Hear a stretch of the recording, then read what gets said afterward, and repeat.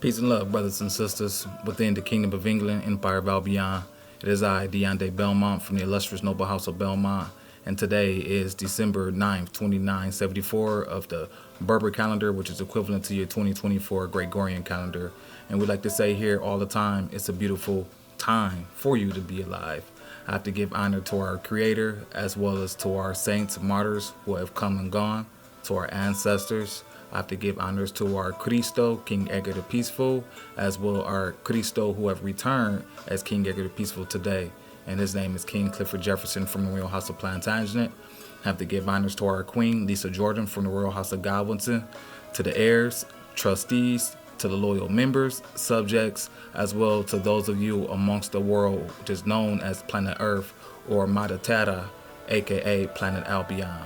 And so today, I want to give you, brothers and sisters, just a quick idea what this video is going to be about, which is pretty much a continuation of continuation of the remnants of the Old Empire of Albion in America. But this is going to be part two. And for part two, we're going to go ahead and show you a little bit more regarding about the cathedrals that's here in this territory that we call United States of America. So please grab your pen, your pencil, your pad.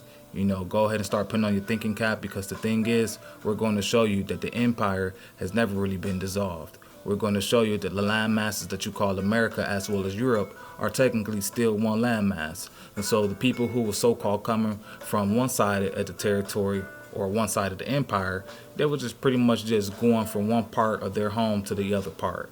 And unfortunately, since all of the calamities that were taking place regarding the weather, which forced a lot of our people to migrate, as well brings you into the understanding of the Great Deluge. And the Great Deluge story is something that we know all of us know something about, and know that many cultures throughout the world have spoken about a flood story. So this shouldn't be something that is foreign to you to hear about, especially for those of you who recognize the Bible as your centerpiece of authority for proof for your existence. Now, we do utilize the Bible, but we also too utilize the science and the facts that corroborate with the science, as well the biblical scriptures, because they do work in tandem. So for those of you who don't know that, the Bible itself was not supposed to be pretty much separated from the state. They're supposed to be one and the same, because the Bible or the university or the teachings that we all come to know from out of the universities originally all came from out of the church, or in this case we're going to say the cathedrals. So I don't want to go into that without you watching the video and the lesson. For those of you, please like, share, subscribe to the channel, donate, help us with this cause, so therefore we can get this information out there. This is how we're going to help bring heaven back on earth, by reinstilling the memories, aka the conscious, to those of you who need to hear this information the most. So we are ready for a change. We need to bring this information, so therefore we can actually have a place we can call home, where all advanced biological life forms have the opportunity to exist in their position, which we would call their the original position. So once again, please make sure you send this information or these videos to those who are, ready to hear this information. And for those of you who are not, you can always go check another channel out. But I promise you, there's not going to be too many that are going to tie those loose ends together better than those who are going to be coming from the Third Temple English Church of England. So with that being said, let's go ahead and give honors to our church, the Third Temple English Church of England.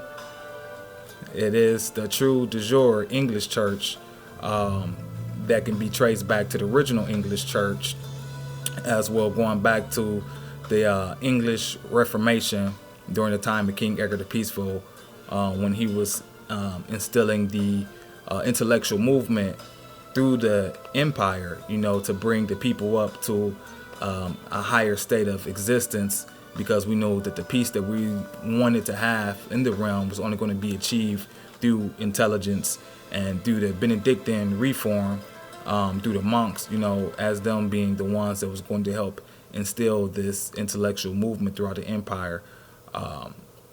This is why we go and give reverence to those who have come and gone, because without that, we wouldn't have the ability to bring the Third Temple English Church online.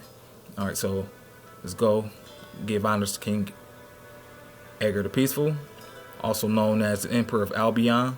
For those of you who don't know about that, the ancient name of England, or the planet as we can see also as well, was Albion. And we're going to go ahead and talk a little bit more about that as we continue. Welcome to the Third Temple English Church of England. We as English heirs are ordained by blood to bring the truth to a world that has been living in darkness, as we come forth with the law, history of our forefathers and foremothers, instituted since time immemorial, written in the English Magna Carta 1215, and codified in the Statutes of Westminster. All right, then we have our Clause 1. In the first place, we have granted to God, and by this our present charter confirmed for us and our heirs forever, that the English Church shall be free and shall have her rights entire and her liberties inviolate, and will that it be thus observed, which is apparent from this, that the freedom of elections, which is reckoned most important and very essential to the English Church, we of our pure and unconstrained will did grant, and did by our charter confirm, and did obtain the ratification of the same from our Lord Pope Innocent III, before the quarrel arose between us and our barons. And this we will observe, and our will is that it be observed in good faith by our heirs forever. We have also granted to all freemen of our kingdom, for us and our heirs forever, all the unwritten liberties to be had and held by them and their heirs of us and our heirs forever. All right, and that's Clause 1 of our English Magna Carta that can be traced back to the year 1215, signed underneath our forebearer King John I from the Royal House of Plantagenet. The rest of the stuff, like I said, please take a look at it. Our Religion Act, 1580. All this stuff was already here before we came back. We just now had the ability to understand what it was that was left for us by our predecessors. The Royal Peculiar, and then the various treaties and all the information. Also, too, for those of you who never got a chance to see the King,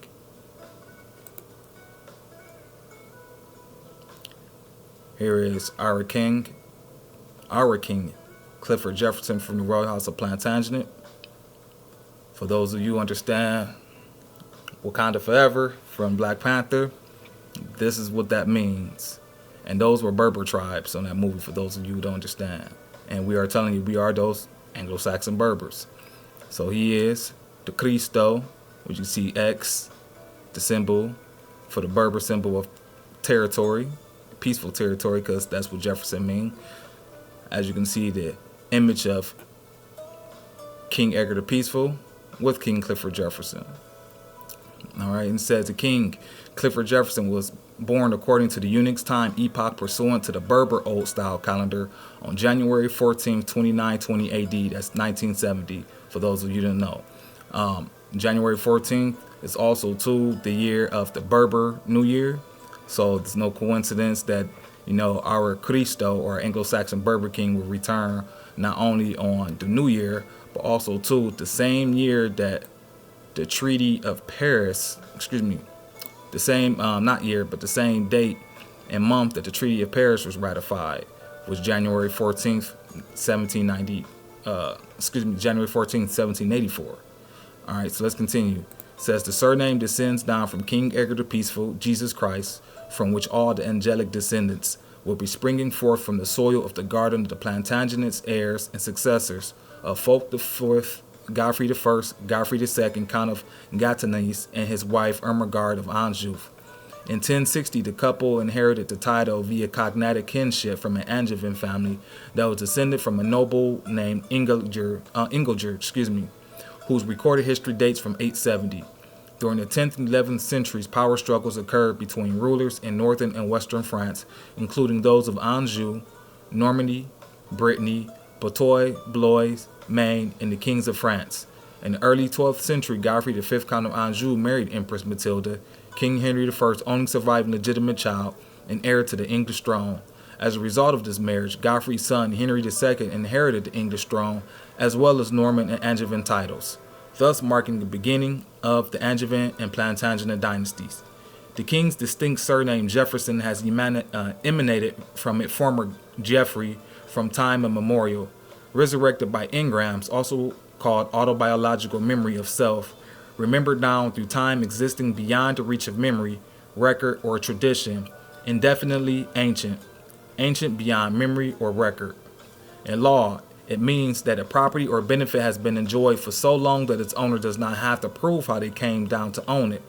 In English law and its derivatives, time immemorial means the same as time out of mind, a time before legal history and beyond legal memory.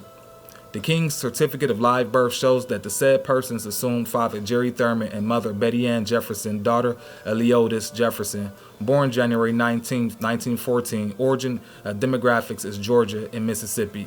King's biological grandfather Leodis Jefferson married grandmother Nina Ruth Copperell, who took on the surname Nina Ruth Copperell Jefferson, in which she acquired by marriage in 1946 AD in Marion County, Mississippi.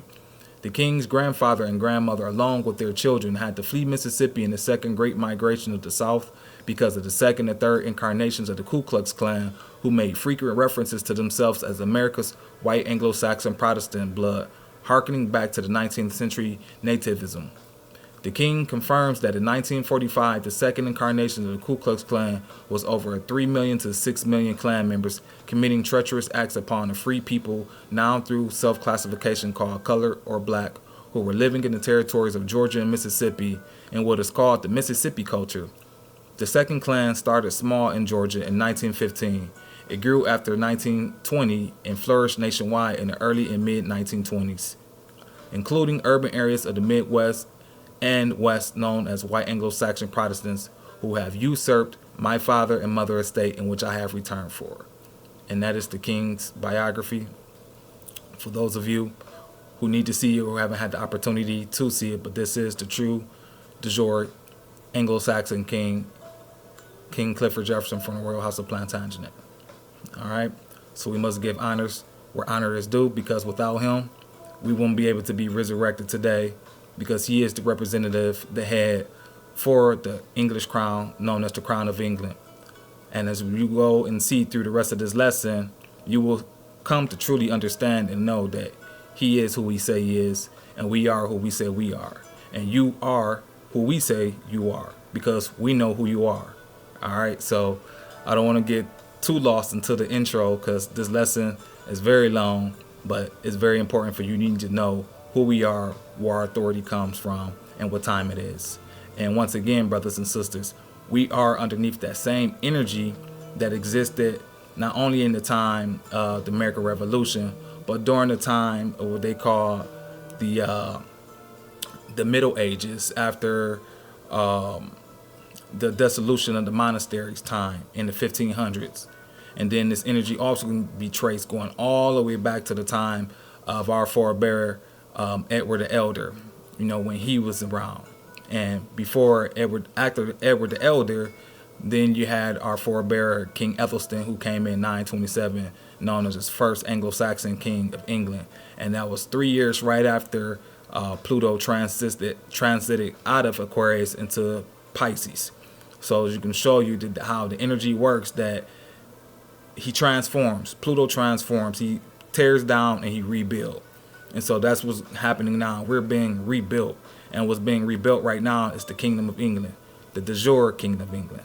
So known as Albion. So let's go ahead and get started.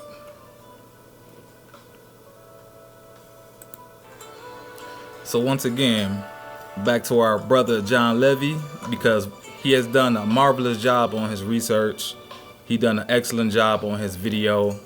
I couldn't have done or asked a better creator, to actually put these pieces together for we to be able to decipher and explain to you from our perspective. Because once again, everyone is going to believe what they believe, but you have your belief, and then you also have the truth.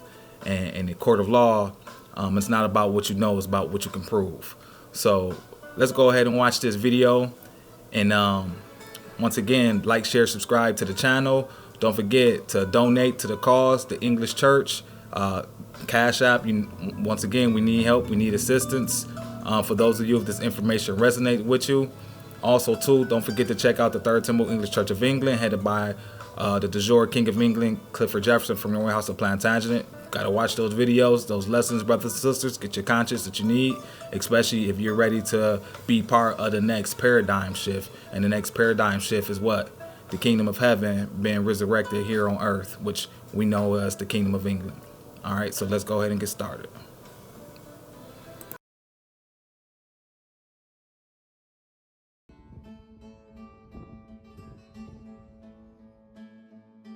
Today we're going to look at demolished buildings. I'm going to keep this intro short. Nothing is perfect, but since I have a voice, and we all do, we should use it. Ultimately, you should not depend on external circumstances for your well-being, but there's nothing wrong with weighing in on the external world. Thank you for being here this week. I love you all. God bless, and welcome.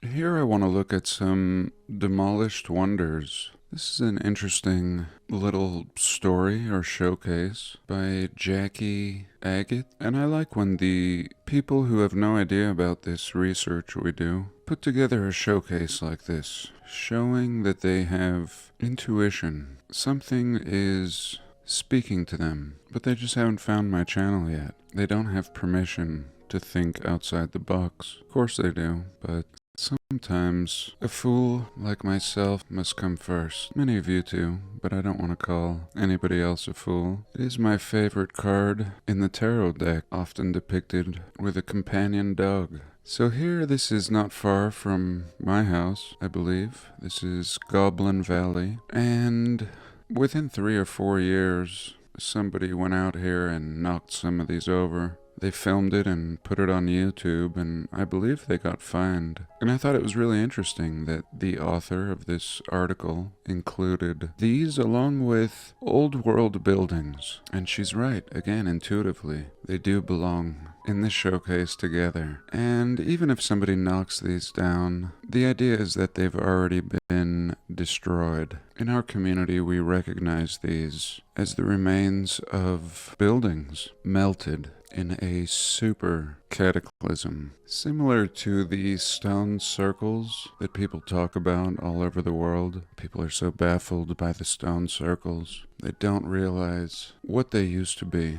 Here we can even see faint block lines, windows just cooked down, softened, and almost unrecognizable. Here we have the Beach Hotel in Galveston, Texas, reminiscent of my last video in Atlantic City, all the hotels on the beach. Same thing going on here. This beach hotel, such a creative name, was designed by architect Nicholas Clayton. Property opened in 1883, and they don't give us the date, but it was eventually destroyed in a devastating fire. There we go, 1883, Texas. Good old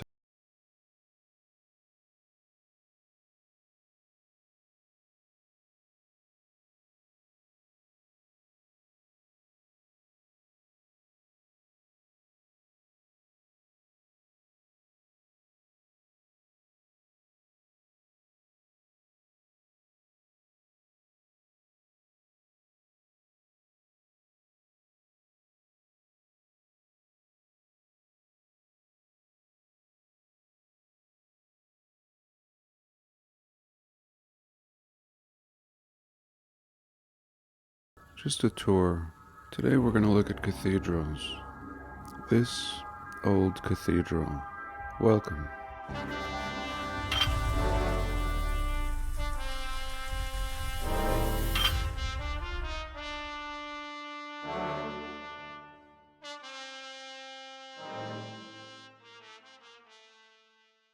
So what do I plan on doing for the rest of my life? I think I'm going to build houses. I've already built 3 or 4 over the last 20 years. Small homes. But with the price of a home these days, I think it's a worthy thing to build and sell.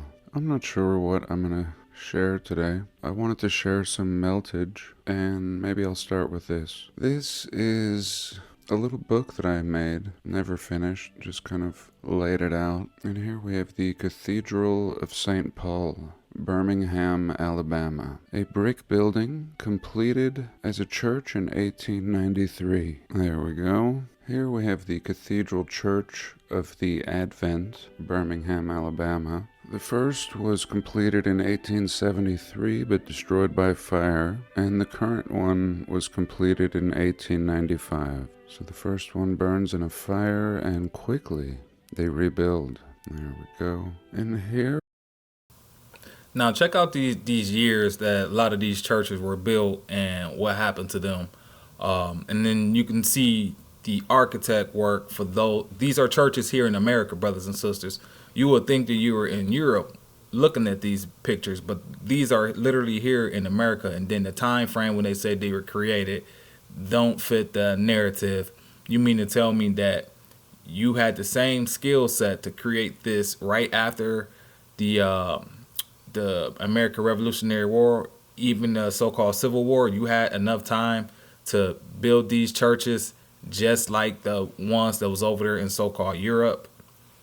It don't make sense, especially knowing how long it took to build those churches, and then knowing what you were utilizing or what you had at your disposal resource-wise to erect any of these buildings.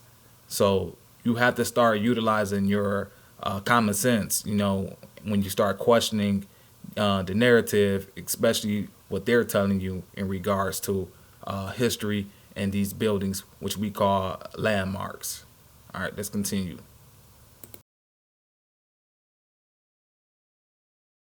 we see something in Unalaska Island in Alaska. Just burying some people right on the side here. Seems a little close. And here again, another Alaskan wonder. St. Michael's Cathedral. Dome. Super crazy spire here. This structure burnt down in 1966. Really excessive top. The top outdoing the bottom. Here we are in Little Rock, Arkansas, Cathedral of St. Andrew, the oldest place of worship in the city. It was built in 1881.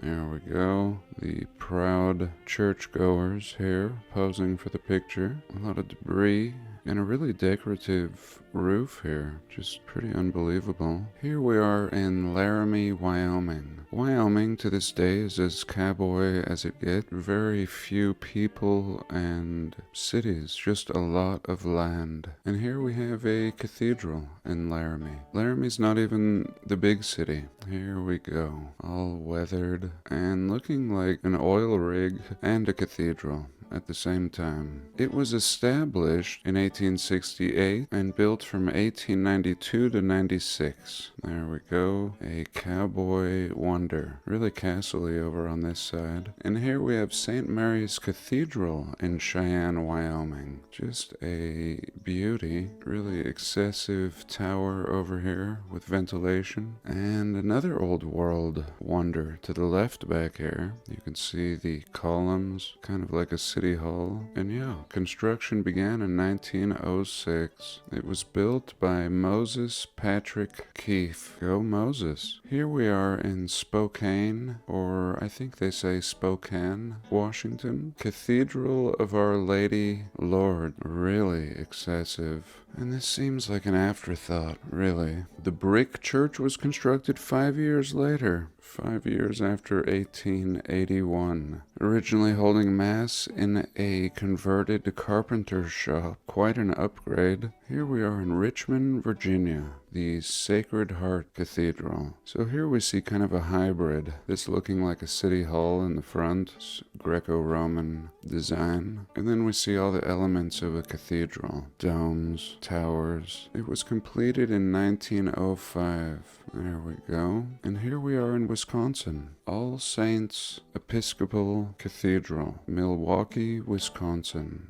It was originally constructed as some other church in 1868 white checkerboard floor, and otherwise very detailed but pretty modest. Here we are in Green Bay, Wisconsin. St. Francis, and where the clock's removed from here, the pressure gauges, a lot of ventilation in these towers, rose window. The cathedral was planned and erected between 1876 and 1881. It was designed after a church in Germany, actually. There we go, 1876. And here we have St. Mark's Cathedral in Salt Lake City. This is a stupid picture. I'll insert a better one. Really a little castle outside. This gives the impression that it's modest. But anyway, built in 1871, Salt Lake City. Here again, a Salt Lake City. Here, the Cathedral of the Madeleine. I really enjoy hanging out. So as you can see, this Cathedral of Madeleine, look at the work. I mean, hold on, let me unfreeze it. Out here. It was completed in 1909. If you'll remember in a past video, I sent my drone up here, and there was all kinds of... So as you can see, Madeleine Cathedral, it reminds you similar of what? Of Winchester Cathedral. Look at the work, brothers and sisters. Look at the craftsmanship. You know, this can't be replicated.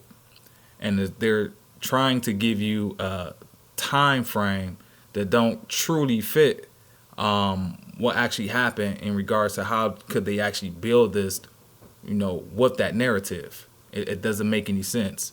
So this makes more sense to think that they were built during the time of King Edgar the Peaceful now compared to those in the so-called 1800s. Like, as we can see from the proof of what was going on during that time, we didn't have the type of technology to actually make this. Not only that, but there's no schematics, there's no blueprints, there's no proof that they actually did this. There's nothing in the records that can corroborate with what they're saying besides having to accept it because of they're the ones that's writing what we're seeing. But if you utilize your common sense, it doesn't make any sense. So let's continue.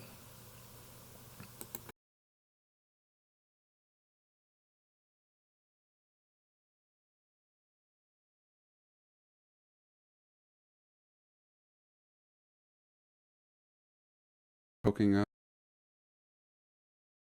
And here we are in Wisconsin. Milwaukee, Wisconsin. Looks like there's nothing around this massive monument here in this really rundown looking cathedral with a very tall spire over here. It was built in 1870, that's it, in the Gothic Revival style. Really beautiful. And here in Detroit, Michigan, we see the St. Peter and Paul Church. And really from the bottom, this looks like it could be some stock exchange building, but then we're told it was a cathedral or a church. Construction was completed in 1848.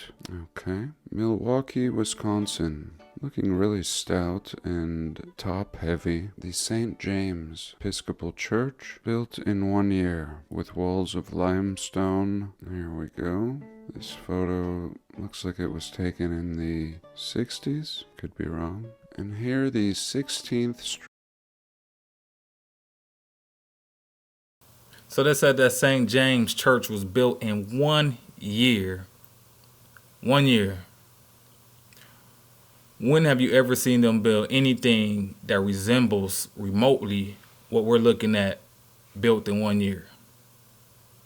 That's still standing. I'll wait.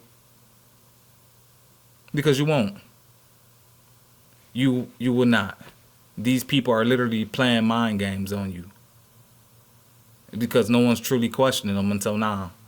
But we're going to get down to the nitty gritty. Let's continue.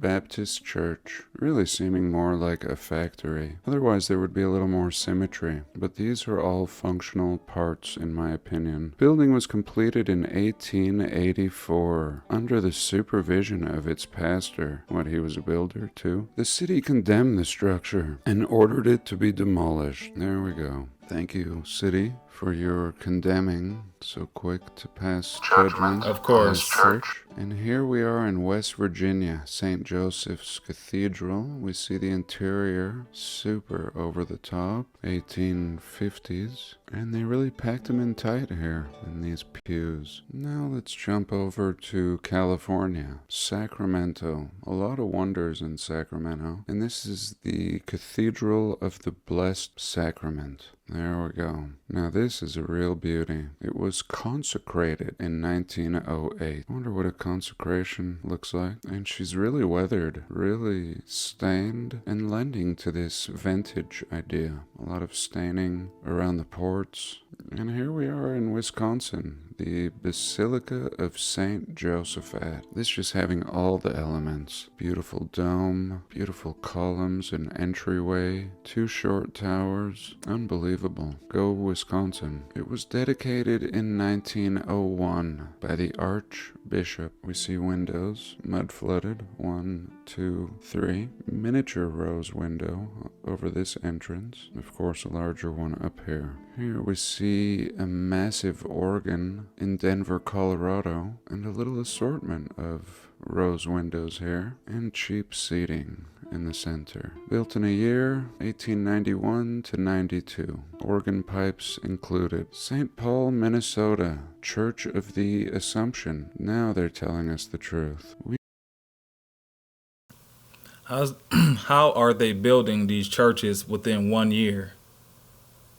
Can someone please answer? Can someone at the bottom of the chat, leave a comment on the video? Can someone please explain how are they building these churches within 1 year? And for those who are going to try to answer it, please show your work, show references, cite your sources, because I would like to know. And I would like to know, why aren't they still doing that today? All right, so for those of you who are watching this video, someone write the answer down or let me know what you think. We shall assume this church, and we shall call it the Church of the Assumption. Oh, that's a great idea. Yes, here we go. It was completed in 1874. The Assumption was complete. Knoxville, Tennessee. A little techie light hanging here in the foreground. St. John's. Very original naming. And this baby really looks top heavy. Look at this over to the left here. It's like the top of the building is at ground level. So there we go. Completed in 1892. The stubby, top-heavy cathedral. 1892. Now here we are, looking like Angkor Wat, but no, this is the St. Louis Catholic Church in Buffalo, New York. Boom. Teched out to the T. Here we have a couple people going to church on Sunday. I wonder if people sneak candy into church like they do the movie theater. This baby looks so stained and weathered, like it's gone through a great cooking. Love it. And we see a little clock here. And this was constructed in 1889. It's reputed to be the tallest spire ever built completely of stone without reinforcement in the USA. There we go, setting a record. I need to see some proof. A place to worship God, but we're going to break some records here. The tallest spire ever built completely of stone in the USA. Must be a great place to go to church. And here we are back in Wisconsin. A lot going on in Wisconsin. When the average American thinks of Wisconsin, we think of cheese and cows. But no, here is old Wisconsin. In old 1846, you could build a cathedral like this in Wisconsin in a year. There we go. Here's a castle-y church in Massachusetts. It was constructed in 1838 for $40,000 flat. There we go. A little castle, not very many windows. And how about Texas? What about the Cowboys of Texas? We have a cathedral of Guadalupe Really elegant house in the background, big rose window, and it was built in 1902. Go Texas. Back to New York. Looks like there's a fire going on back here. St. Luke's Church. All these pictures look like they were taken in the 70s. And the churches are pretty abandoned. Which one is it here? This one, I guess. This looking pretty mind-blowing too. Some old world apartment building over here. It was founded in 1817. The cornerstone was laid in 1824. The church was dedicated in 1827. There we go. 1827, really early period. I mean, where are you getting these things? Who is manufacturing and delivering all these materials? Here we can see the unlevel surface. And then we go to downtown New York City, and we have this St. Patrick's Cathedral. One of my favorite things that I saw in New York City. Just took me by surprise. I wasn't expecting to see a building like this. So beautiful amongst the skyscraper cubes. Construction began in 1858 and completed in 1878. I'll put some better pictures.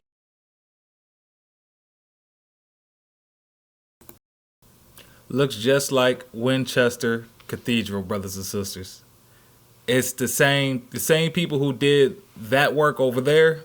It's the same people who did the work over here, which is going to show you that it was an extended empire. The empire. So I can't wait till this is done because I have so much more to show you, because the people back then knew that the land masses were connected. They knew America and Europe was connected. They knew all of that.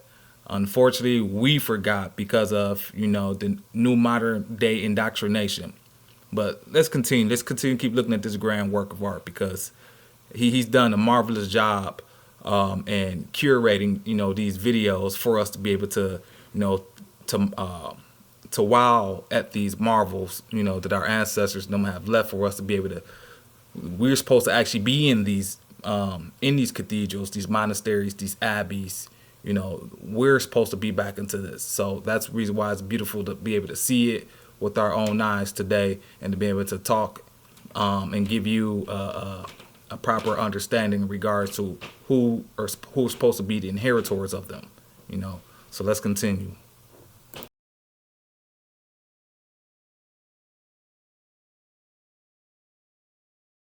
New Hampshire, St. Joseph's Church, Newham, and here we are in Portland, Oregon. What's all this sticking out? Tower here. Trinity Cathedral, consecrated again in 1906. Stained glass, tech all over it, and these mysterious things. Let me know if you know what these are. Portland, Oregon. Now we have Erie, Pennsylvania.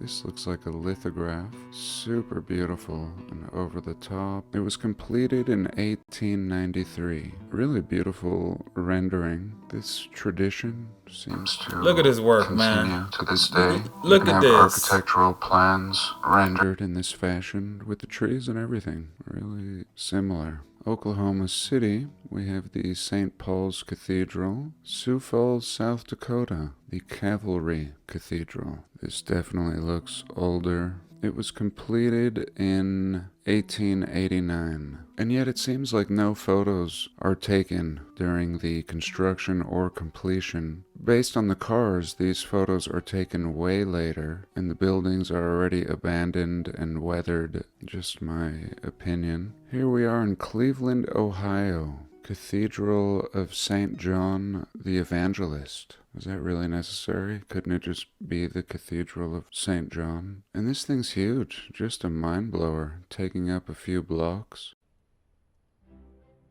And we have these churches here in the territory called Toledo, Ohio as well. A ton of them. A ton of them.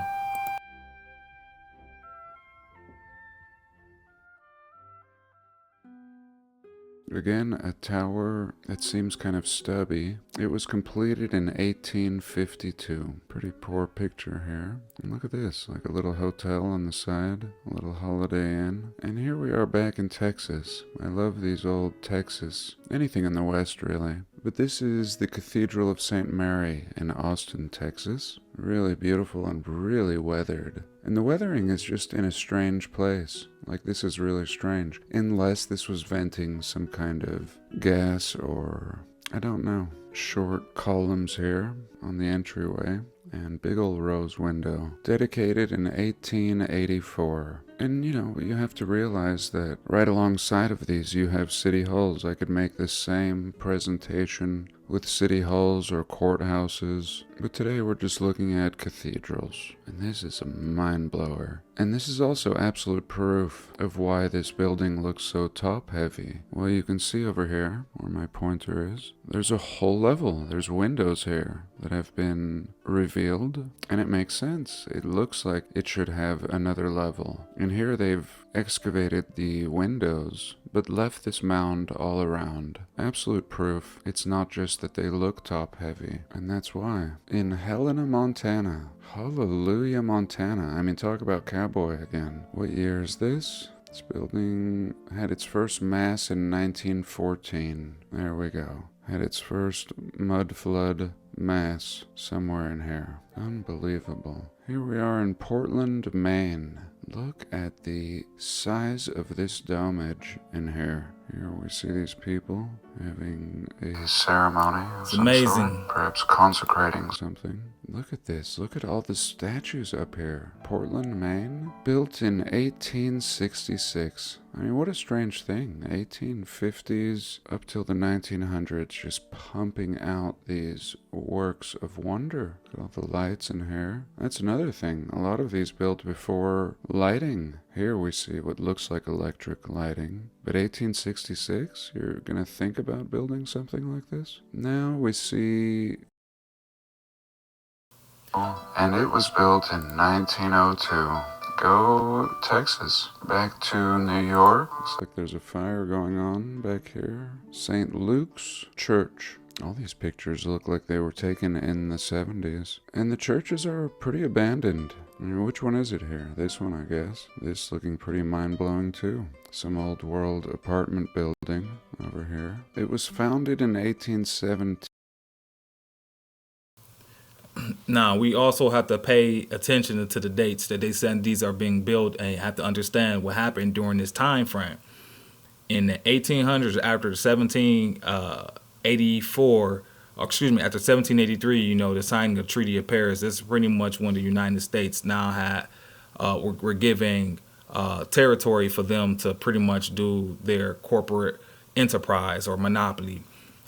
In the process of that, a lot of the heirs and original people from the Old Dominion or the Old Kingdoms were placed back in bondage as spoils of war. And on top of that, many folks who were considered chattel property based off of the stipulations of that treaty, they were considered property that had to get, quote unquote, given back to the so-called American colonists. But those who fought on the side of Great Britain was supposed to be given their freedom. And based off of the record, it was more people than not who actually were fighting on the side of Great Britain.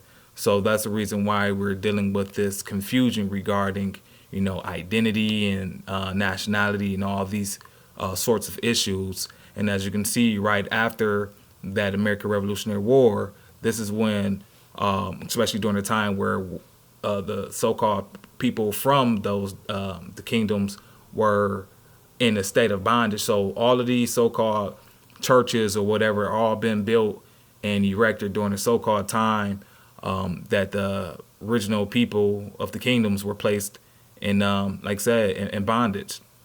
So ask yourself, if that's the case, who were building these, or the slaves, because they were considered the property to be doing all this type of work, and yet you haven't heard any documentation or any book in regards to slaves building these churches. So someone is lying, and it's hard to not say that those who so-called claiming themselves to be the builders of them, it's hard to say they're not lying, because it's just not making any sense. So for those of you brothers and sisters who are watching part 2 of Remnants of the Old Empire of Albion in America, you got to ask yourself these questions as well. How can that be if this is the time where a lot of, you know, a lot of what we were told is taking place, and how could they have built this in the time frame that they said they built them with the tools that they had at the time? Like I said, you had the cart and buggy or the horse and buggy. Horse and buggies and what we have at that time is not building these cathedrals or castles or churches. It's not happening. All right, so let's continue. The cornerstone was laid in 1824. The church was dedicated in 1827. There we go. 1827, really early period. I mean, where are you getting these things? Who is manufacturing and delivering all these materials? Here we can see the unlevel surface. And then we go to downtown New York City, and we have this St. Patrick's Cathedral. One of my favorite things that I saw in New York City. Just took me by surprise. I wasn't expecting to see a building like this. So beautiful amongst the skyscraper cubes. Construction began in 1858 and completed in 1878. I'll put some better pictures in. And here we are in New Hampshire, St. Joseph's Church, Newham. And here we are in Portland, Oregon. What's all this sticking out? Tower here. Trinity Cathedral, consecrated again in 1906. Stained glass, tech.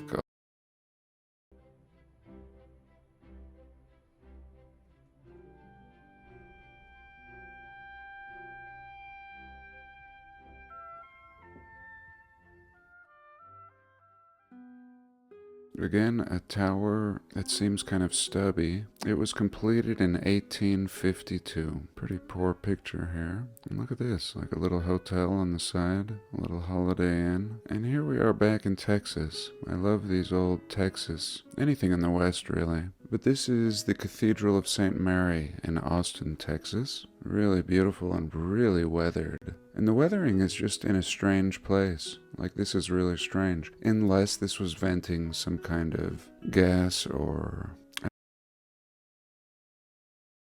this domage in here.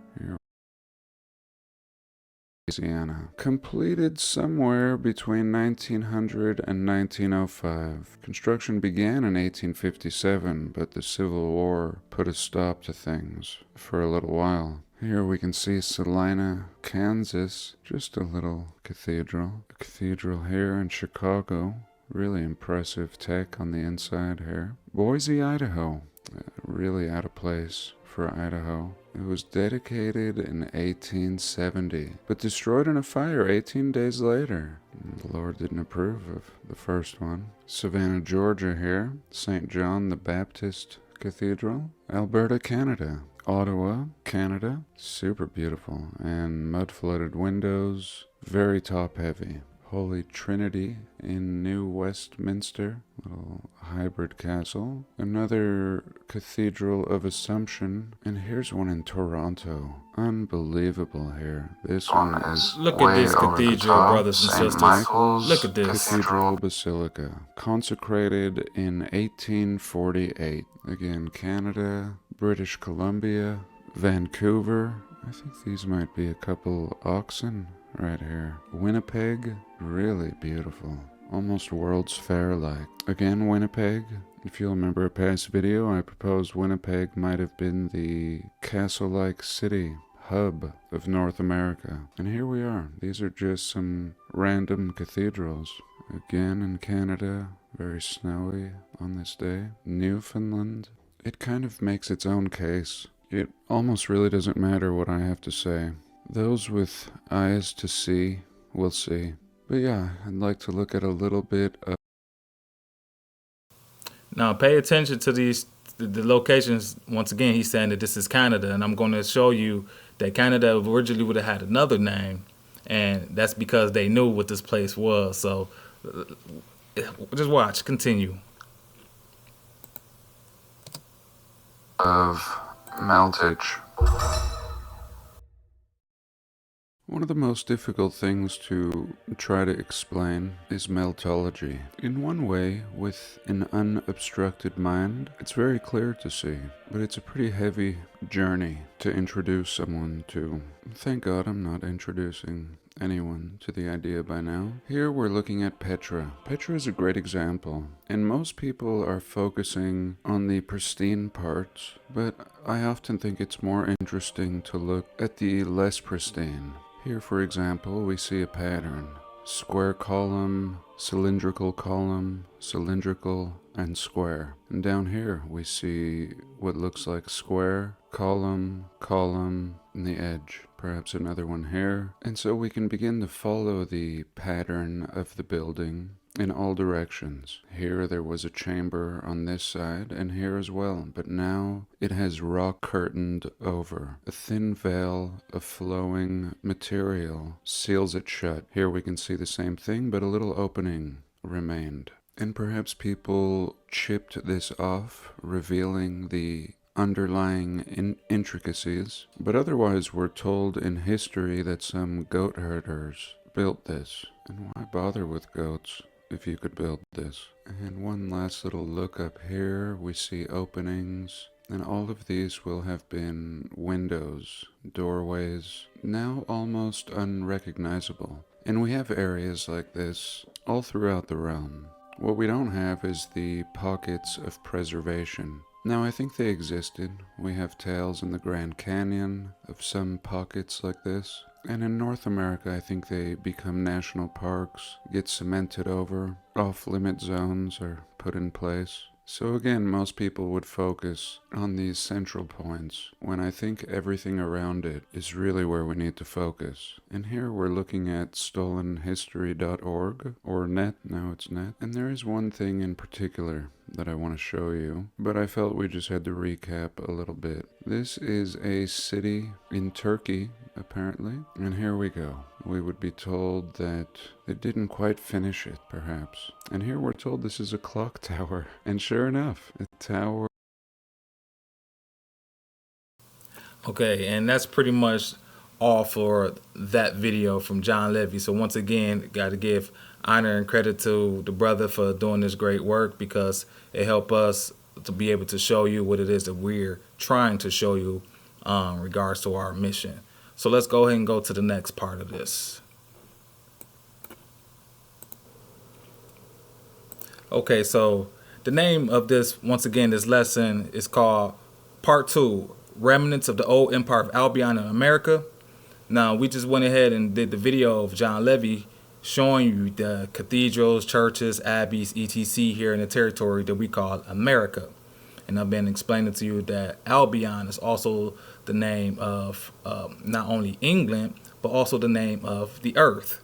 All right, so let's go ahead and read. We're going to go through, for those of you who don't like Wikipedia for whatever reason, we're going to show you that they have their citations or references where they're getting this information from. We don't have time to be trying to go all through so-called specific books. You know, we don't have that time today. You know, once again, time is not on your side. So we're just summarizing what it is that you don't know. So therefore, when the time comes, we can sit back and go start diving into the other literature. Then you'll be able to do so when the time comes. But right now, you don't have that luxury to be sitting back and, you know, just reading multiple different books. All right, so let's get to it. It says Albion. Albion is an alternative name for Great Britain. The oldest attestation of the toponym comes from the Greek language. It's sometimes used poetically and generally to refer to the island, but is less common than Britain today.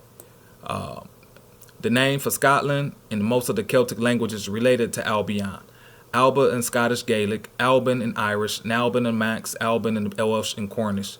These names were later Latinized as Albania and anglicized as Albany, like Albany, New York, which were once alternative names for Scotland. New Albion and Albanoria, Albion of the North, were briefly suggested as names of Canada. Now, once again, you just saw the last churches that on the video were in Canada. And they're telling you that Canada briefly would have been named Albion of the North. Another way how Canada got its name will be similar to the word Candida, and Candida represents that it's a white. We can call it like a white overgrowth, and that's where you get the term Candida from. It's like a white overgrowth of yeast, and Albion, the term is supposed to be representation of quote unquote white. All right, so we're briefly suggested the name of Canada during the period of the Canadian Federation. Francis Drake gave the name New Albion to what is now California when he landed there in 1579. And for those of you who know the story, the original so-called indigenous people in that territory, when they saw Francis Drake, they did this ceremony, welling, dance, or act. And it was pretty much they saying that Francis Drake reminded them or looked like, or they personified them as their ancient ancestors who had left, and they said they were going to come back and return. And what they ended up giving Francis Drake was a crown, a scepter, and an orb, I think, or maybe it was just a crown and a scepter, pretty much showing his rulership or sovereignty, All right, so, but go read that for yourself. For those of you who don't know that, it's very good for you to know because it's going to corroborate with what I'm saying in regards to who's the original people here in this territory. All right. Etymology. The toponym in English is thought to derive from the Greek word Latinized as Albion, genitive Albionis. The root albio is also found in Gaulish and Galatian albio, which means world. All right, so that's once again Albion equates to world, and Welsh Elfid. All right, Old Welsh Eldebid, earth, world, land, country, district. All right, so Albion can mean all of that. It may be related to other European Mediterranean toponyms such as Alps, Albania, or the river god Alpheus, originally whitish. All right, so equating white with Albion, all etc. It has two possible etymologies, either from the Proto-Indo-European word albo, which was white, ancient Greek, Latin aldibus, or from alb, hill. Derivation from a word for white is thought to refer perhaps to the white cliffs of Dover in the southeast, visible from mainland Europe and a landmark at the narrowest crossing point. On the other hand, Celtic linguist Xavier Delamere argued that it originally meant the world above, the visible world, in opposition to the world below, example, the underworld. So Albion meant the visible world, aka, like I said, everything that we can see above. The attestation judging from Avienus Order Maritima, for which is considered to have served as a source. The Massalia Periplus, originally written in the 6th century BC, translated by Avienus at the end of the 4th century AD, does not use the name Britannia. Instead, it speaks of Nessos Iernon Kai Albionum, the islands of the Ionians and the Albionis. Likewise, Pytheas, as directly or indirectly quoted in the surviving excerpts of his works and later writers, speaks of Albion and Iona, Great Britain and Ireland. Pytheas' grasp of the Britannic island is somewhat blurry and appears to include anything he considers a western island, including Thule. So Albion was considered anything that was, or the Britannic Islands was considered anything that was west. All right, so pay attention. Anything that was considered the west was considered part of Albion. All right. It says the name Albion was used by Isidore Chirac, 1st century BC, 1st century AD, and subsequently by many classical writers by the 1st century AD. The name refers unequivocally to Great Britain, but this enigmatic name for Britain, revived much later by romantic poets like William Blake, did not remain popular among Greek writers. It was soon replaced by Britannia, Britain, Brighton, and the meaning adjective British. From these words, the Romans derived the Latin forms Britannia, Britannicus, and Britannicus, respectively. Describing the ocean beyond the Mediterranean basin, the pseudo-Aristotelian text on the universe mentions the British Isles, namely the two largest islands, Albion and Iona. It says there are two very large islands in it called the British Isles, Albion and Iona. They are larger than those already mentioned and lie beyond the land of the Celts. Pliny the Elder in the fourth book of the Natural History, Naturalis Historia, likewise calls Great Britain Albion. He begins his chapter on the British Isles, Latin Britannia, example, the Britons, as follows after describing the Rhine Delta. It says, opposite to this region lies the island of Britain, famous in the Greek records. Oh, make sure you can go to see that. Famous in the Greek records and in our own. It lies to the northwest, facing across a wide channel. Germany, Gaul, and Spain, countries which constitute by far the greater part of Europe. It was itself named Albion, while all the islands about which we shall soon briefly speak were called the Britons. All right. The 2nd century geography, Ptolemy uses the name Albion instead of the Roman name Britannia, possibly finding the commentaries of Marinus of Tyre. He calls both Albion and Iona the ancient Greek British Isles. This is the kicker right here, brothers and sisters. In 930, the English king Ethelstan used the title Rex et Primicerius Totius Albionis Regni, king and chief of the whole realm of Albion. His nephew, King Edgar the Peaceful, styled himself in 970 Totius Albionis Imperator Augustus, August, emperor of all of Albion. So we know for you to be an emperor, there has to be an empire. And as we're explaining, or I'm explaining to you, that Albion wasn't just the territory that they call, which was known as the British Isles, but it was anything towards the west, based off of the attestation that we just read. Albion was considered the west. And as we explaining that King Edgar the Peaceful was the emperor of Albion, aka that he would be considered the emperor of the west. Now we need to know what's now Albion today. Let's continue. We're going to continue reading this, but we also know that Albion name today. Let's go straight to the etymology. Etymology, Albion, ancient name of England, attested in Old English from Latin, sometimes said to be from the Indo-European base Alp, which means mountain, which also suggests it's the source of the Latin Alps, Albania, Alba, an Irish name for Scotland, but more likely from Latin albus, white, which would be an apt description of the chalk cliffs of the island's southern coast, blah, blah, blah. The ancient name is what we care about. And that's the ancient name of England. All right. And we're telling you that Albion, based off the attestation, is showing it's anything that was the west at that, from their geography at that point. Anything that was at that west. England or Albion was that west. And England or Albion was an empire. It was an empire going back to the days of King Edgar the Peaceful. All right. So we're going to go back to Albion. And you see, there's known as the Giants of Albion. Now, we also know that America was also known as the land of the giants as well. America also known as what? The West. I'm going to continue to show you that they are the same.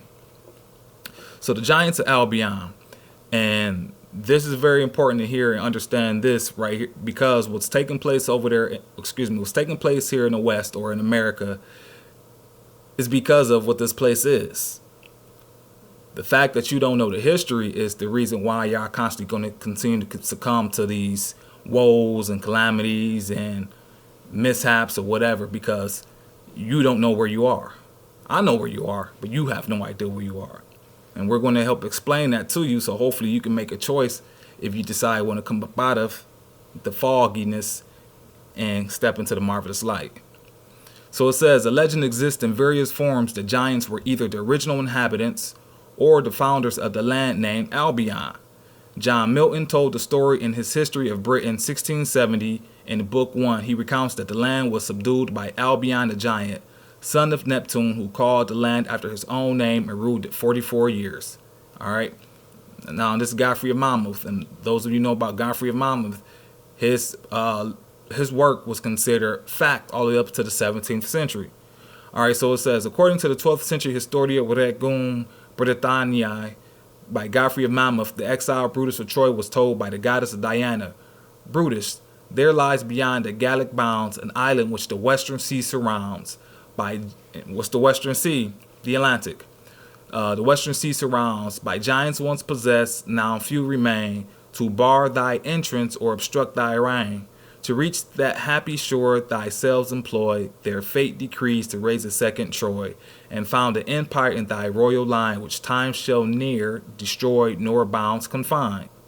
Godfrey Monmouth, History of the Kings of Britain, Books 1:11. After many adventures, Brutus and his fellow Trojans escaped from Gaul. Now we know Gaul is France, or ancient France, and set sail with the fair wind towards the promised land. Also, a point of interest, we know those who were in Gaul also were the descendants of ancient berbers. The island was then called Albion and inhabited by none but a few giants. Notwithstanding this, the pleasant situation of the places, the plenty of rivers abounding with fish, and the engaging prospect of its woods, made Brutus and his company very desirous to fix their habitation in it. After dividing up the island between themselves at last, Brutus called the island after his own name, Britain, and his companions Britons, for by these means he desired to perpetuate the memory of his name. Godfrey goes on to recount how the last of the giants are defeated. The largest one, called Gog Magog, is flung over a cliff by Corinneus. Alright, you can go to Prowse Merlin. The 13th century Prowse Merlin drew on Godfrey's story, but instead had Brutus and Corinneus as two barons of Troy, who fled the city after its destruction. Brutus went to Britain and founded London, while Corinneus, who was descended from giants, went to Brittany, where he founded cities and castles, and gave his name to Corinalii. In this version, the giants were descended from Corinneus and survived until the time of King Arthur, when they fought alongside the Saracens against the Britons during the Saxon invasion of Britain. In the story, they are eventually defeated by Arthur and his knights and flee to a forest that none ne abode other. Merlin warns not to chase them, for soon shall thee mate with folk that shall do him in north of sorrow and care. And that's coming from Whitley Benjamin's Merlin, the Early History of King Arthur, Prose of Remnants, 1866. And then we have the Albina story, which is an Anglo-Norman. Pay attention. Later in the 14th century, a more elaborate tale was developed, claiming that Albina and her sisters founded Albion and procreated there a race of giants. The Albina story survives in several forms, including the octosyllabic Anglo-Norman poem Des Grands Gens, dating to 1300 to 1334. According to the poem, in the 3970th year of the creation of the world, a king of Greece married his 30 daughters into royalty, but the haughty brides colluded to eliminate their husbands so they would be subservient to no one. The youngest would not be party to the crime and divulged the plot. So the other princesses were confined to an unsteerable rudderless ship and set adrift, and after 3 days reached an uninhabited land, later to be known as Britain. The oldest daughter, Albina, was the first to step ashore and to lay claim to the land, naming it after herself. At first, the women gathered acorns and fruits, but once they learned to hunt and obtain meat, it aroused their lecherous desires. As no other humans inhabited the land, they mated with evil spirits called incubi. Now pay attention, because they were already doing or trying to do something heinous in regards to kill their husbands. Then they got sent to this island or to this territory called Albion that was not occupied by so-called humans, but it had incubi. Now for those of you who know anything about incubi was considered male sex demons. The opposite of the incubi is the succubus. All right, so you have incubi, like it says, an incubus is a male demon in a human form in folklore that seeks to have sexual intercourse with sleeping women. The corresponding spirit in female form is called a succubus. Parallels exist in many cultures. So this is what's taking place in this territory that we call Albion. Incubi's, or the daughters of Albion, are mating with the incubis. And subsequently, with the sons, they begot engendering a race of giants. Now, don't this sound a lot like the fallen angel story, with the fallen angels coming down and mating with the daughters of man and begetting giants, you know? And then those giants had to pretty much get flooded because of all of the atrocities and things that they were doing on the planet. So pay attention, because these stories are tied together, you know? And then the fact that we're talking about this lesson in regards to the churches and them being remnants of the Old Empire of Albion in America, and then knowing King Edgar the Peaceful was known as the Emperor of Albion. All right. So it says, and subsequently with the sons they begot, engendering a race of giants. These giants are evidenced by huge bones which are unearthed. Brutus arrived 260 years after Albina, 1,136 years before the birth of Christ. But by then there were only 24 giants left due to inner strife. As with Geoffrey of Monmouth's version, Brutus' band subsequently overtake the land, defeating Gog Magog in the process. All right, and then the rest, where was I want to get to? And that's pretty much it for this part. So as you can see, the giants of Albion could be traced back to the stories of Albina, who were the daughters of a king of Greece. His daughters, they didn't want to marry their husbands, so they came up with this elaborate plot to kill their husbands, besides one of his princesses, who loved her husband so much that she went and told her father as well as her husband about the plot that their sisters, her sisters were planning to do to their husbands. Their father sent them off to the island, which they named Albion. There wasn't any so-called humans, but there were incubi, aka male sex demons there, who they end up pretty much procreating with to create these giants. And these giants, after fighting with Brutus of Troy end up naming the territory we call Britain after himself, after destroying the last giant of Albion. And then we see back during the time of King Edgar the Peaceful, his reign, he was known as the Todius Albionis Imperator August Emperor of all of Albion. So he was known as the Emperor of Albion. All right, so let's go ahead and go to the next part of this lesson. Once again, King Edgar the Peaceful. And we need to know what the King Edgar the Peaceful, who was the Emperor of Albion. Remember, he's the Emperor of Albion. What did he, 3 things he promised to do. 1 second. For us to figure out that, we're going to go to The Rule of the Clan by Mark Weiner. And thank you, King Clifford Jefferson, for presenting this to us. So therefore, I can bring this lesson.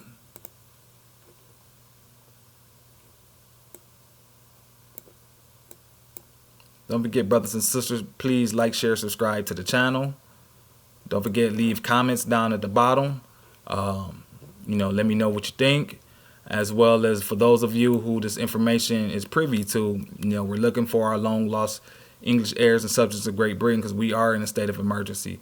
So hopefully these lessons will bring you back to the proper conscience that you need to start finding your way back home. All right, so it says, this is chapter 9, From Kin to King. Now this is talking about King Edgar, who was known as Emperor of Albion. It says, in 973, in the Abbey in Bath, a great Anglo-Saxon king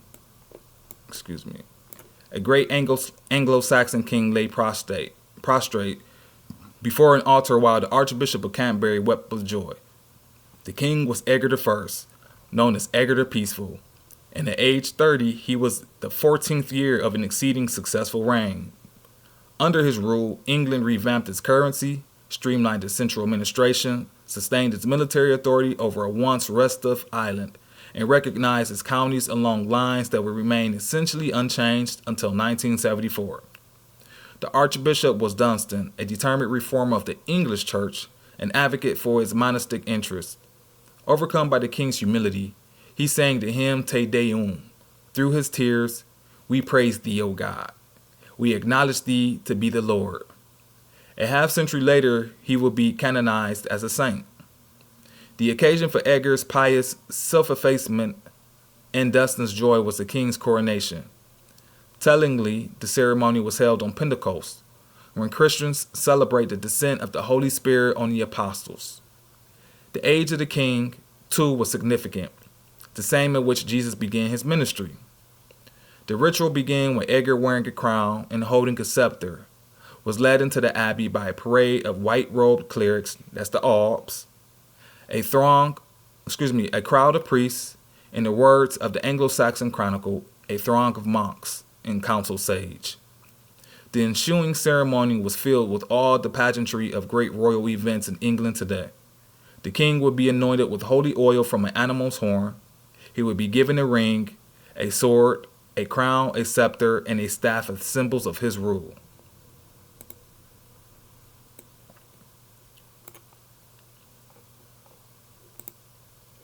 Oops, excuse me.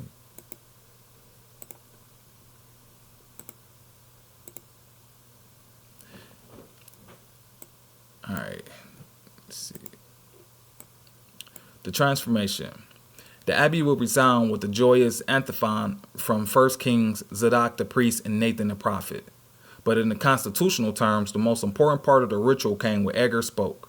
Shortly after clerics raised him from his position of humility before the altar, for it was then that he swore his coronation oath, making a public promise to rule according to certain principles. His words have echoed as loudly across constitutional history as the anthem Zadok the priest echoed in the abbey at Bath that day. In the name of the Holy Trinity, I promise 3 things to the Christian people, my subjects, he declared. So King Edgar the Peaceful was talking to the Christian people, his subjects. First, that God's church and all Christian people of my realm shall enjoy true peace. Second, that I forbid to all ranks of men robbery and all wrongful deeds. Third, that I urge and command justice and mercy in all judgments, so that the gracious and compassionate God who lives and reigns may grant us all his everlasting mercy. In modern times, the king had pledged to protect the church, to safeguard public order by applying the law to all persons regardless of rank, and to govern according to an abstract Christian ideal of justice. Edgar's pledge is the first coronation oath in the Anglo-Saxon historical record, and though it may not have been the earliest ever taken by an English king, it clearly marked Anglo-Saxon government as having come a long way from its roots and a very different way of life. What are the preconditions for modern clan societies to develop the rule of law? What are the fruits of that transformation? The English Middle Ages, the story leading to Edgar's coronation oath, and beyond offers important clues. All right. So as we can see, there was 3 things that King Edgar promised. One was that he was promised the Christian people, that he was going to rule. Make sure, because we want to get this right. Sorry about that.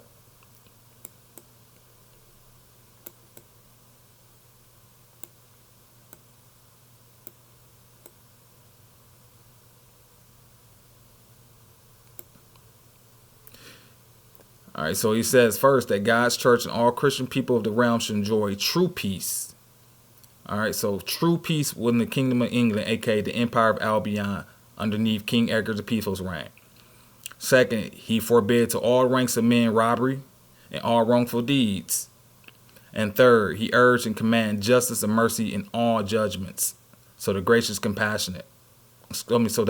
and compassionate God who lives and reigns may grant us all his everlasting life. So you see, King Edgar the Peaceful was very religious. He honored and respected the church, going all the way back to King Alfred the Great, who instituted what? The 10 Commandments, the Mosaic Code, and the Christian Code of Ethics into what we call today the Common Law of England. So without what King Edgar the Peaceful brought, that would not be able to be upheld within our kingdom, and therefore we wouldn't be able to continue this intellectual movement that you see today as being upheld through the Third Temple English Church of England. All right, so we have to give honors to our Christ back then, who is none other than King Edgar the Peaceful. All right, so we show you that he was the Emperor of Albion. All right, he showed you that the giants of Albion. Showed you that Albion was also known as the West. Now we're going to show you how many places in America are called Albion. There's 22 places named in America Albion. And as you can see, they stretch from the East Coast all the way to the West. This, brothers and sisters, not by a mere coincidence. As I'm showing you that Albion is the West. It was always known as the West. is known as the part of the overseas possession. It's the expansion of the empire. Well, how can I tell? Let's go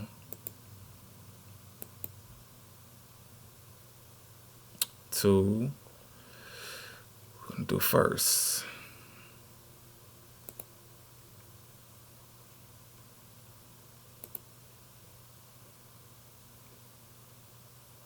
I think first we need to go to see, because I should have showed you first.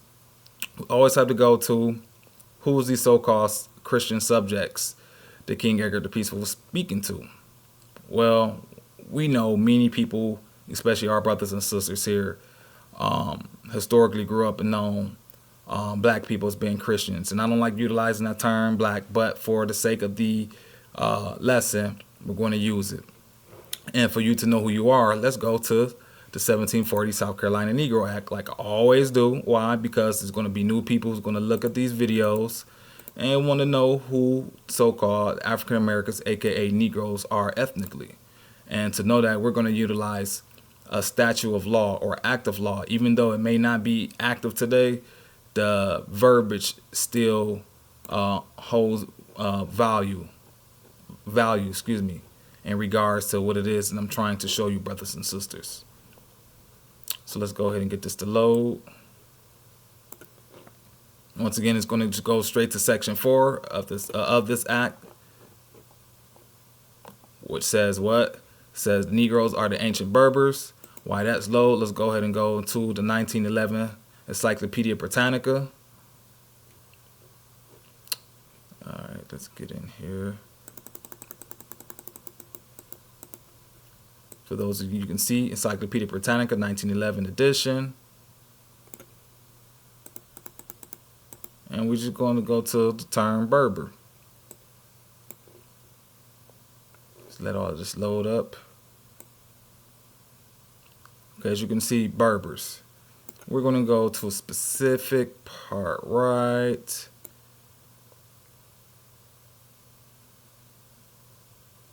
Well, what you can see right here, they said the Aborigines of the Canary Islands, the Guanches, will seem almost certainly from the remains of the language to have been Berbers. Okay, so that's proof the Guanches are Berbers. Now we're going to this part where I'm highlighting. And it says, connection has been traced between the earlier Libyan race and the Cro-Magnon and other early European races and later the Basque peoples. Iberians, Picts, Celts, Gauls. The megalithic monuments of Iberia and Celtic Europe have their counterparts in northern Africa, and it is suggested that these were all erected by the same race. By whatever name they may be known, Berbers and Libyans in Africa, Iberians in Spain, Celts, Gauls, and Picts in France and Britain. All right, so they're letting you know that these are all Berbers. It says, in spite of history of foreign conquests, Phoenician, Greek, Roman, Vandal, Arab, and French, the Berber physical type and the Berber temperament and nationality have persisted since the Stone Age. So the Berbers can be traced all the way back to the Stone Age. And they told you who will all be considered so-called Berbers. Libyans, Iberians, Celts, Picts, Gauls, which all of this will also include the Britons. Also who? The Anglo-Saxons. All right. So they're letting you know based off of the Encyclopedia Britannica, based off of the architect or the megalithic monuments, and in this case churches, these cathedrals can also be recognized as megalithic monuments and be recognized as the same people who created them, because we see them not only in so-called Europe or Africa, but we also see them over here in the territory that we call America. And as we can see, that they are part of what? The territory what we call the Empire of Albion. And Albion is also another name to call the planet Earth. All right, so now we see that. Let's get to, because we see who the Berbers are. Let's go look at, did the Albion, or did the cities of Albion. Let's go to Berber Christians. All right. Berber Christians. Now I know the image itself, like I said, don't look like those who will be called Negroes, just in case, for those of you who still don't want to believe. Let's see if it still haven't loaded up. Let's go ahead and let that load up. I don't know why it's taking forever. Berber Christians. And once again, I keep explaining, I keep trying to show you, brothers and sisters, so-called black people have always been religious, always been believing in some higher power, regardless of what they claim today. And as you can see, Berbers were Christians, actually, because all religions technically go back to Berbers. All right, so it says Berber Christians or Amazigh Christians are ethnic Berbers who follow Christianity. The term is typically used to refer to the centuries when North Africa was under Roman rule, a period during which many of the local population, particularly the Berbers, adopted Christianity, and churches were built across the region. The Church of Carthage in particular, remember, pay attention, the Church of Carthage in particular became significant in the history of Christianity. Now, they're telling you like the Church of Carthage is all underneath Berbers. All right, playing a key role in the development of Christian philosophy and theology and producing many prominent religious scholars and theologians. From the late 5th and early 6th century, the region included several Christian Berber kingdoms. The Moroccan church also experienced a distinct division known as the Donatist sect, named after the Berber Christian bishop Donatus Magnus. Donatus advocated for the rejection of any priest, regardless of their rank, who submitted to imperial authority, calling for martyrdom in defense of the faith. His call was especially embraced by those who was dissatisfied with the empire, particularly the lower classes. Donatism mainly spread among the indigenous Berber population. The Donatists were able to blend Christianity with many of the Berber local customs. All right. It says, following the Muslim conquest of the Maghreb, 647 to 709 AD, Christianity experienced a gradual decline due to various factors. However, it continued to survive in the region for a long time, as documented by sporadic sources. The erosion of Christian institutions intensified by the late 11th century, although some Christian communities lingered into the 14th century. By the 5th century, Christian Berber communities in Tunisia, Morocco, and Algeria had disappeared. However, with the revival of Christianity in the 19th century in the Maghreb, the number of Christian converts among the Berbers grew, particularly during and after the French colonial periods. Estimates suggest that there are currently around 500,000 Christian Berbers, the majority of whom reside in the Maghreb, with significant diaspora communities in Western Europe and the Americas. All right, so they're telling you, like I said, there's a lot of Christian Berbers here in the Americas. I'm telling you based off of the 1740 Encyclopedia Britannica. Here we go.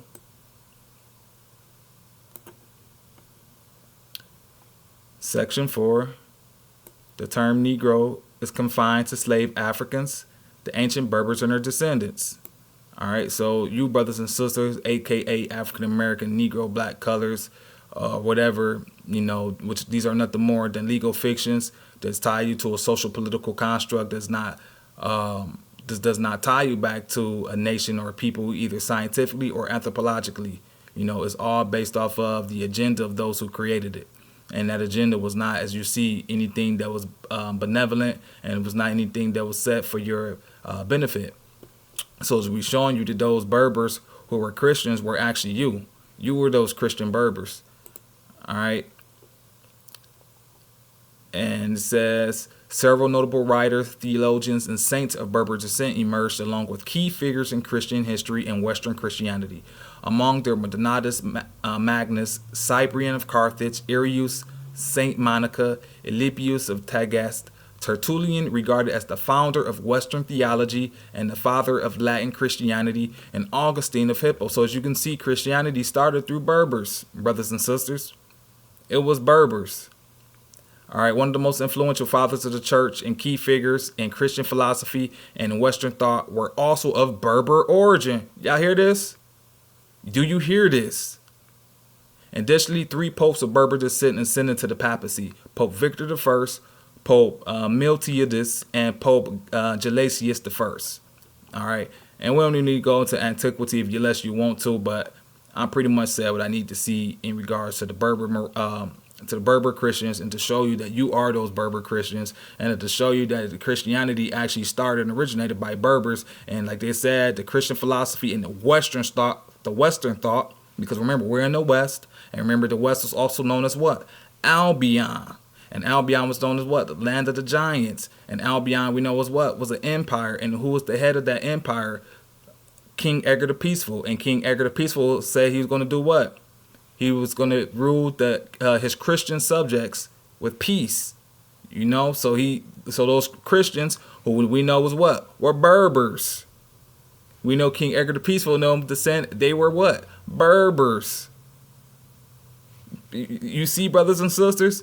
That's the reason why I just showed you the cathedrals over here in America, because you were in those cathedrals and you got kicked out of them. You left them, or because of what was going on. But let's continue, because I don't want you to think that this just sums it up. We're going to show you more. And this is the reason why we keep telling you, you must come back to the church. And you just read that they told you one important figure of that church and Western thought was Berbers. And you saw that they were speaking regarding to Cyprian of Carthage. Let's read Extra Ecclesiam Nola Salus, which says, no one can have God for his father who does not have the church for his mother. Saint Cyprian of Carthage. The Latin phrase extra ecclesiam nulla salus, meaning outside the church there is no salvation, or no salvation outside the church, is a phrase referring to a Christian doctrine about who is to receive salvation. The expression comes from the writings of Saint Cyprian of Carthage, a Christian bishop of the 3rd century. The phrase is an axiom often used as shorthand for the doctrine that the church is necessary for salvation. It is a dogma in the Catholic Church and the Eastern Orthodox Church in reference to their own communions. It is also held by many historic Protestant churches. However, Protestants, Catholics, and Eastern Orthodox each have a unique ecclesiological understanding of what constitutes the church. For some, the church is defined as all those who will be saved, with no emphasis on the visible church. All right, the visible church is a term of Christian theology and ecclesiology, referring to a visible community of Christian believers on earth as opposed to the church invisible. The Third Temple English Church of England is a church visible. It's a physical church based off of those who are descendants of who? Those Anglo-Saxon Berbers. So this is the true church for those of us who are English heirs, who can trace our genealogy going back to time immemorial and before.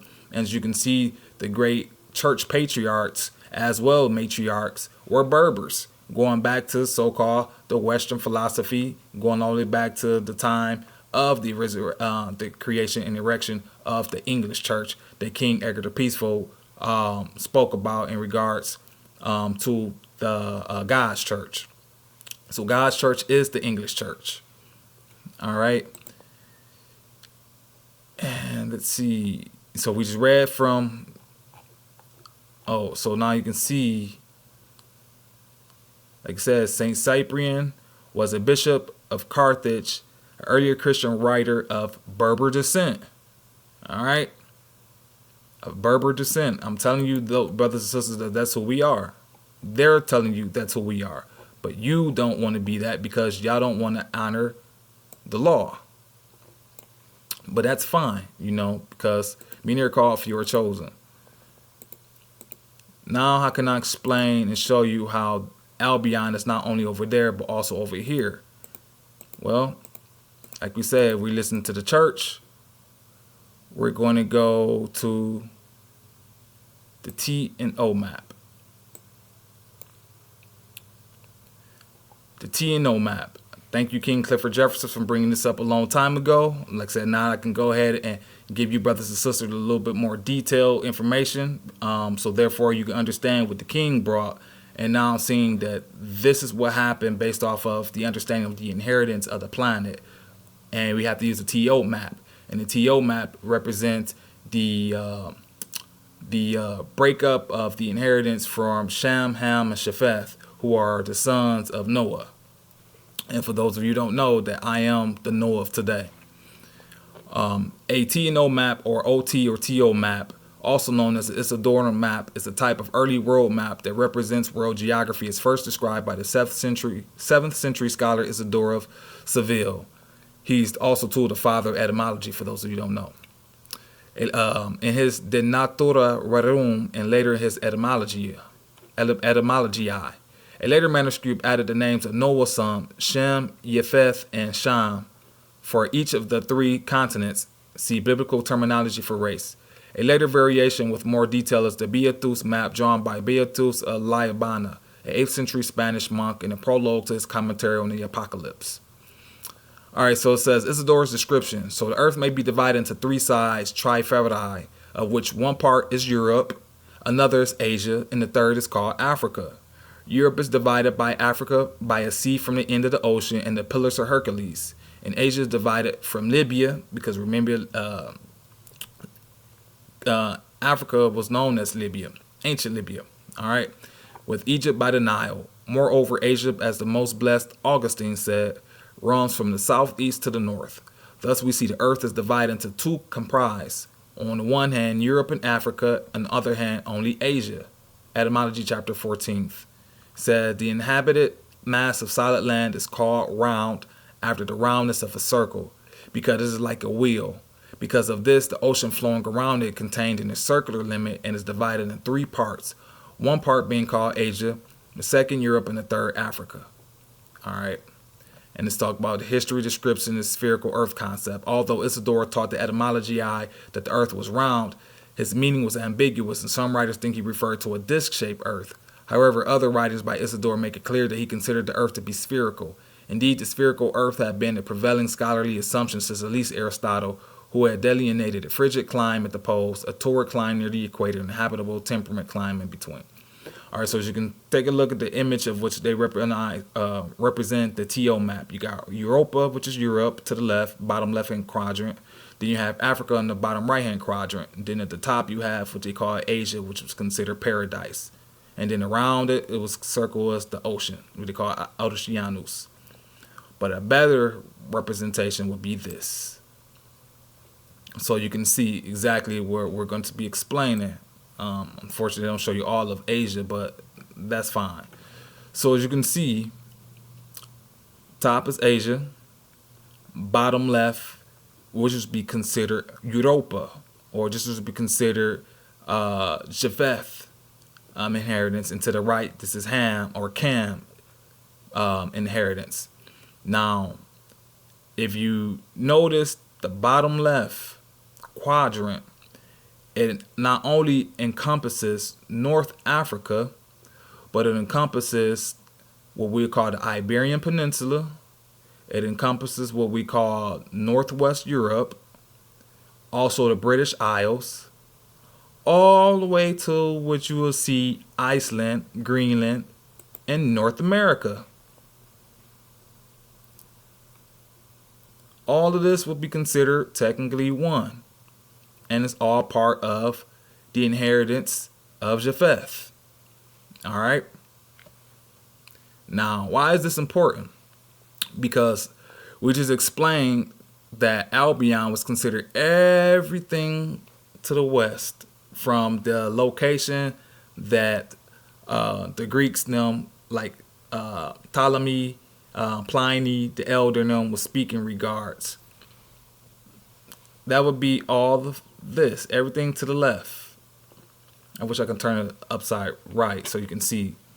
So that would be all the territory we consider British Isles, Europe, all over into so-called America. All right. That will also be considered part of the Empire of Albion, or the overseas possession. Now, how do I know this? Well, let's go and see what modern day science says. Because remember, they knew this back then.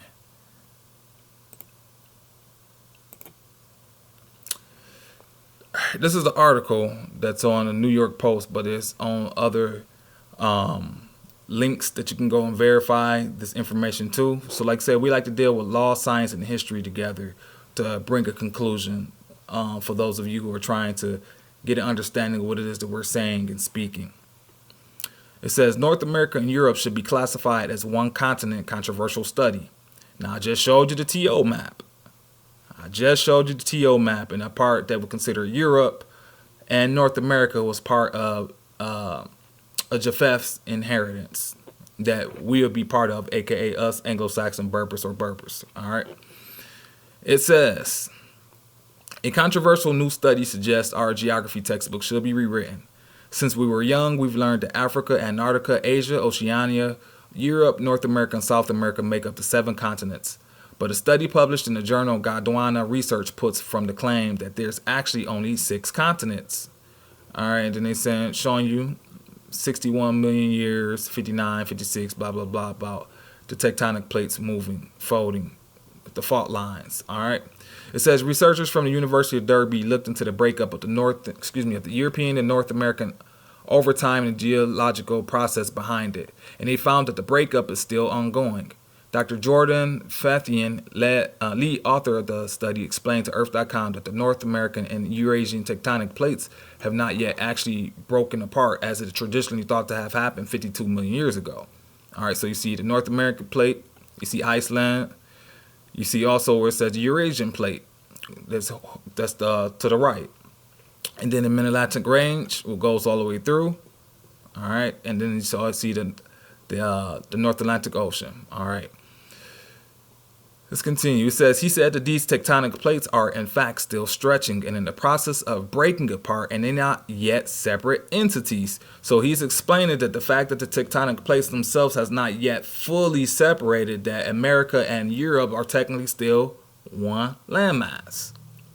This will also corroborate with the TO map regarding Japheth inheritance, as of Europe and North America still being one. All right, it says Iceland. So therefore, the paper's authors argued North America and Europe could be seen as a single continent rather than 2 separate ones. Iceland was the focus of the study since the volcanic island is thought to have formed around 60 million years ago due to the Mid-Atlantic Ridge. The outlet noted that this particular tectonic boundary formed by the North American Eurasian plates has long been thought to have created the island with the emergence of a hot mantle plume. All right. But now the researchers are persisting that Iceland and the Greenland Iceland Faroes Ridge has geological fragments from both the European and North American tectonic plates, suggesting that they are connected pieces and not isolated. So they're telling you it's one landmass still. And we know underneath the charters, they said what? It didn't matter it was so-called water that was so-called separating the 2 landmasses. If they're still connected, they're still connected. Go take a look at the charter of King James now. All right. So if their findings are proven to be true, it would mean that the tectonic plates of the European and North American continents are still in the process of breaking apart, leaving the world with 6 continents rather than 7. All right. So the rest of this, like I said, you can read on your own, but this, what they're saying, this is something that we already kind of knew based off of the TO map, but now to be able to hear it from the scientist's mouth will give you a little bit more reassurance that what the ancients knew back then, we're just now starting to catch up to starting to accept possibly as fact and truth that's going to change up our modern day reality as we know it. All right, so you have that.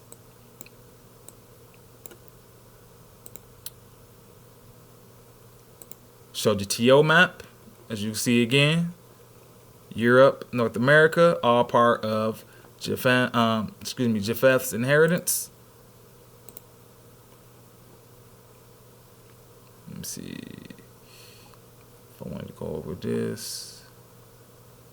It's the same thing in regard to the Berbers, Christian Berbers.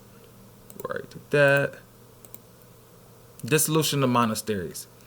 Now, reason why I brought the dissolution of the monasteries as part of this lesson is because, once again, we're talking about the church. We're not only talking about the church, we're talking about the Berbers who were Christians, the original church fathers who were Berbers. We read in regards to King Edgar the Peaceful, protection and ruling for peace for those Christian, aka those Berbers, or who practice Christianity within the realm of the Empire of Albion. And then we also showed you the videos showing you the different cathedrals here in America to show you that there were churches already over here that coincides with the churches that's over there in so-called Europe as well as North Africa. And the reason why I'm bringing the dissolution of the monasteries is because we know The dissolution of monasteries only took place because of King Henry was not able to properly divorce.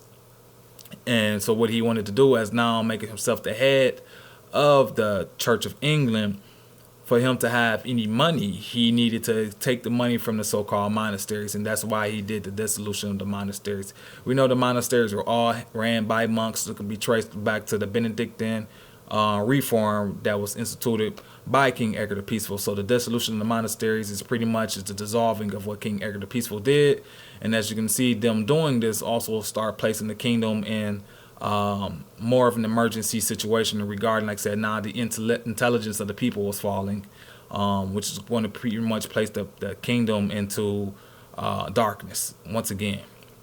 So it says dissolution of monasteries. The dissolution of monasteries, occasionally referred to as the suppression of the monasteries, was the set of administrative legal processes between 1536 and 1541 by which Henry VIII disbanded Catholic monasteries, priories, convents, and friaries in England, Wales, and Ireland. And we know the ancient name for England is what? Albion. So if he was actually dissoluting the so-called monasteries on this side of the territory, which we know, which is known as the British Isles, it clearly was taking place over here in the territory which we know is America, which we know is the land of the giants, which we know is nothing more than the extended empire of Albion. All right, so it says Ireland seized their wealth, disposed of their assets, and provided for their formal personal functions. Though the policy was originally envisioned as a way to increase the regular income of the crown, much former monastic property was sold off to fund Henry's military campaigns in the 1540s. Henry did this under the Act of Supremacy, like I told you, passed by Parliament in 1534, which made him supreme head of the Church of England.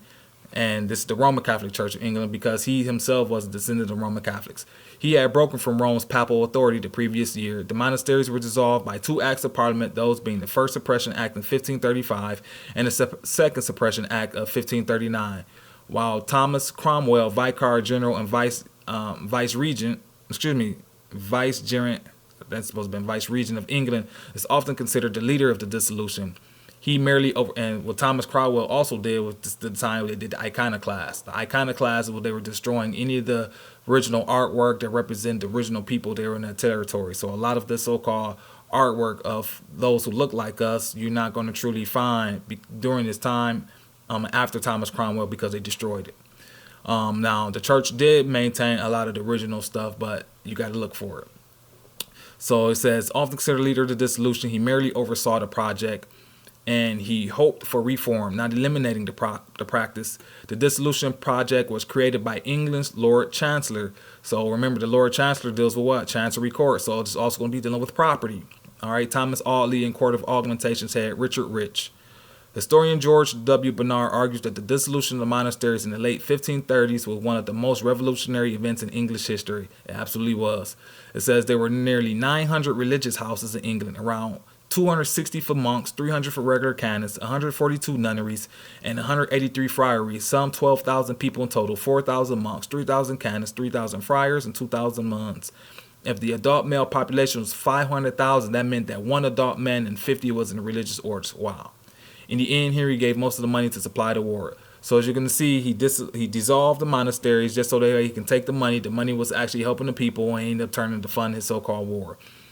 Reason why this is important is because during this time was also when Pluto, let me make sure I got this right. This is the time when Pluto was getting ready to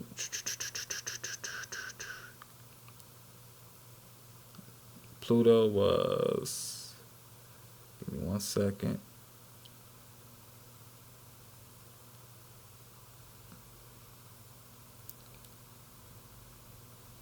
(1532). So it's perfect time. And so this is the same time that Pluto was transiting. So like they say, history repeats itself. And those who understood astrology, they weren't predicting the future per se. They were studying the past to understand what was going to happen moving forward. In this time, the dissolution of the monastery was taking place in the 1530s. This was the same time that Pluto was moving into Aquarius. So you see revolutions take place when Pluto moves into Aquarius. This was, like they say, one of the most revolutionary events in English history. Was in the 1530s when Pluto was in Aquarius. What ended up happening again 200 so-called 48 years later? You have what? Pluto in 1778, 1798 back in Aquarius, which brought what? Another revolution.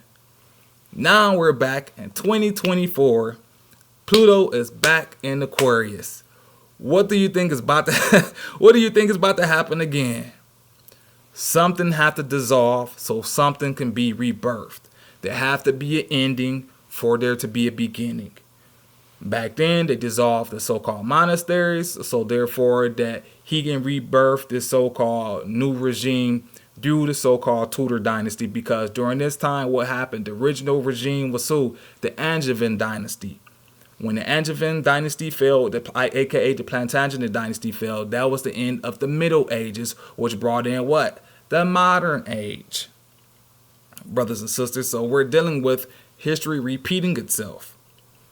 The only difference now is England always gets reformed, and they're going to get reformed for the better. Why? Because the heirs can now remember. Each time you either go dead, alive, dead, alive.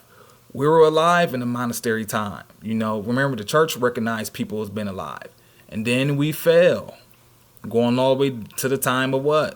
The 1778, 1798, Pluto transiting into Aquarius again.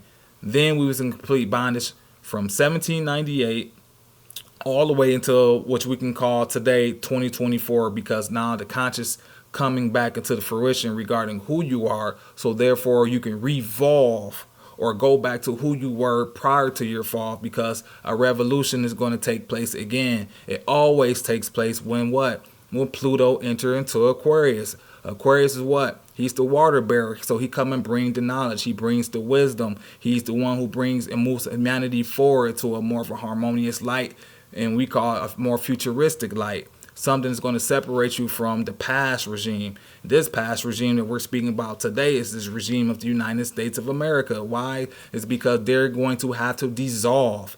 Everything dissolves. As you see, it was a dissolution of the monastery. They dissolved the so-called crown in so-called 1783, 84. And now what's going to be next? It's going to have to be a dissolving of the corporation that came created during the time of what? Of the American Revolutionary War. So now we're going back underneath that energy. The crown of England has returned because the English heirs have returned, because this is what? The Empire of Albion. All right. And, excuse me, anyone that big.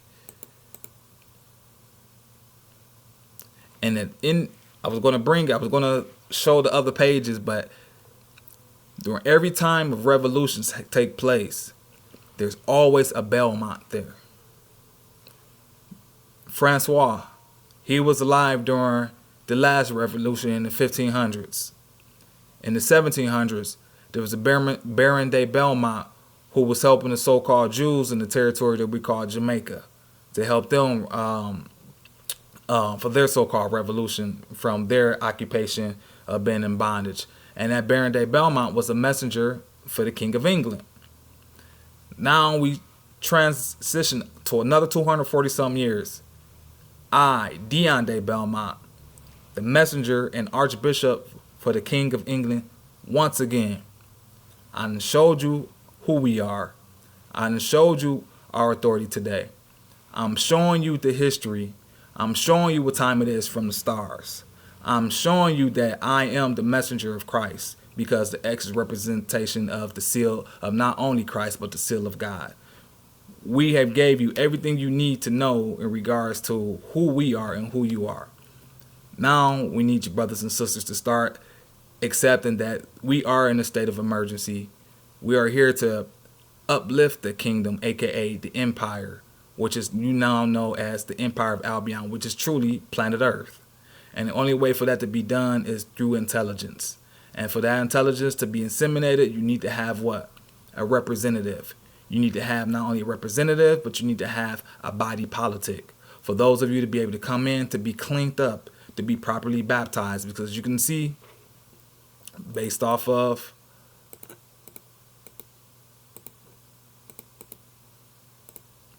extra ecclesiam nola salus,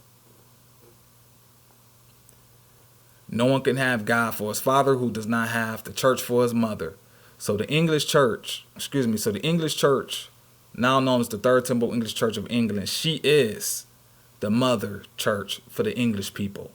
And as I showed you and I read you earlier, the clause 1 of the English Magna Carta, that is where we get our authority for us to stay alive and exist forever.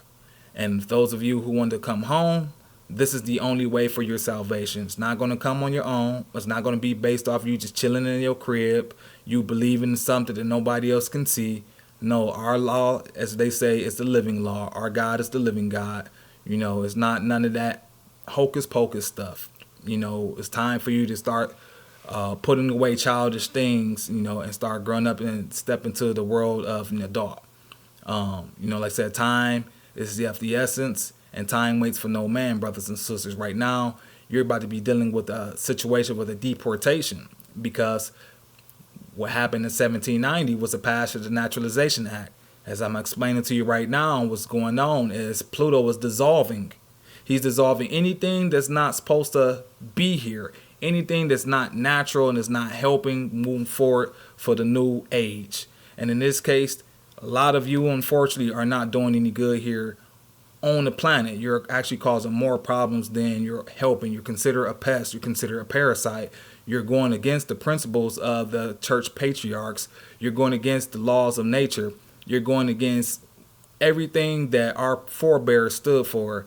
And that's the reason why we're dealing with these calamities, these atrocities, these wars that's possibly about to be ramped up, because that's what revolutionary energy does.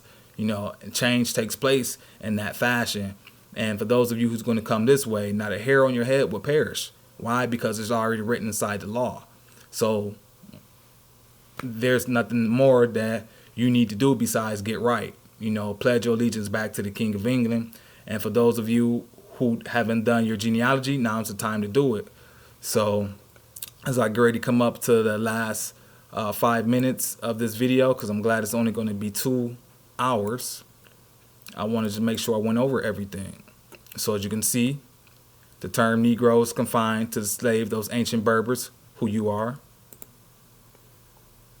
You see that those Berbers were considered Iberians, Picts, Celts, Gauls,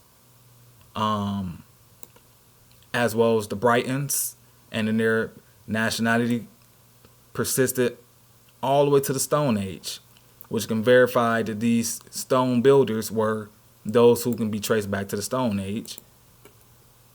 Extra ecclesiam nulla salus, once again, meaning no salvation outside the church. So if you want salvation, you must be a member of the English church, or if you're a Roman Catholic, then you need to be with them. But for those of you who trace your ancestry going back to the Kingdom of England, this is your way. Showed you the Berber Christians, showed you how the Berber Christians goes all the way back to the original founders of the Christian church. And it showed you Tertullian regarded as the founder of the Western theology and the founder of Latin Christianity, and Augustine of Hippo, one of the most influential fathers of the church and key figures of Christian philosophy and Western thought. There go our emperor, our Christ, King Edgar the Peaceful, the Emperor of Albion, which is also known as Emperor of the World, as well as Emperor of the Land of the Giants. Albion is the ancient name of England. Right here, where the coronation, where King Edgar the Peaceful told that he promised 3 things to the Christian people, aka those Berber Christian people, his subjects. First, that God's church and all Christian people of his realm should enjoy true peace. Second, he forbade all ranks of men robbery and all wrongful deeds. And third, that he urged and commanded justice and mercy in all judgments, so that the gracious, compassionate God who lives and reigns may grant us all his everlasting mercy. The Giants of Albion again, as well, showing that King Ethelstan was also known as Primiericus Totius Albionis Regni, and then King Edgar known as Totius Albionis Imperator August, which means August Emperor of all Albion. Showed you how many places across the country in America is known as Albion, to show you that Albion is America, land of the giants. Showed you how North America and Europe are still technically one landmass, not only through the science, but also corroborated through TO map to show you North Africa, Western Europe, as well America. All these are considered the West. The West was called Albion, as well as the West was known as Land of the Dead. We'll talk about that later. And then we had the beautiful videos by brother Jon Levi showing the cathedrals, all here in the territory that you call America, which is actually Albion. Like I said, no past, no future. Went through the dissolution of monasteries. Showed you that was all done during the time when Pluto was in Aquarius back in the 1530s. Revolutionary time again. Oops, to go Francois, just to go to show you. First French War of Religion. That was during the time of what? Would you explain that? From 1525, 1559. This is all of the time when Pluto was in Aquarius. All right, so let you know that there was a Belmont there. That's my one of my forebears or ancestors. Look just like me. All right, from the House of France, noble House of Belmont in France. And oops, let's see if I got anything else need to be shown. Okay, I think that's be about it. So welcome once again, brothers and sisters. Thank you for having me once again on this part 2, Remnants of the Old Empire of Albion in America. Like we say, we're here to bring clarity to those of you who never heard this information before and actually have probably been wondering. You just needed someone to come and articulate it in a way where it makes sense for you to be able to digest it. And as we're showing you and telling you that we are those heirs, we are those Anglo-Saxon Berbers, we are those forebears. For those of you who are now accepting all these many different religions, the top 3 religions, which is Islam, Judaism, and Christianity, they're all pretty much stem from the same source. And as we can see, they all can go back to Berber history. And then we know that Albion is also known as Land of the Giants. And then King Edgar the Peaceful was going to rule in peace those so-called Berber Christians who don't know who they are today. And as I show you that those of us who've been known as Negro, Black, and Color have always technically been religious. And most of us always been Christians.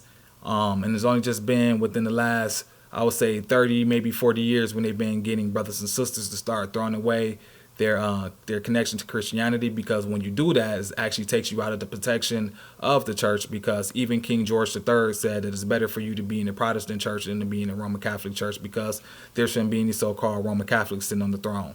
So with that being said, brothers and sisters, don't forget to like, share, subscribe to the channel. Make sure you please donate. Make sure you go to the Third Temple English Church of England YouTube channel. Give love to the King of England, the true de jure King of England, King Clifford Jefferson from the Royal House of Plantagenet, as well as our Queen Lisa Jordan from the Royal House of Galveston. Thank you, heirs, subjects. Thank you to my family. Those of you who have, don't get the chance to hear from me. I'm letting you know that, I've been called to do this divine work. It's not anything personal. But this work have to get done, and it's a necessity. And if it don't get done, then the salvation that we all seek, that reality that we all would like to have for our posterity, we will no longer have. Why? Because right now we're fighting against corporations who are trying to usurp all of the original so-called people, and not just original people, but all people, period, off of the land. So therefore, they can continue their monopoly, was nothing more than an enterprise that steals the inheritance of the heirs and places us in a subservient bondage position, which require us to have to reach out for them for our needs and whatever thing we need to sustain our livelihood. So, like I said, stay tuned. Continue to keep looking out for your brothers and sisters, your neighbors. Make sure you go ahead and give your penance.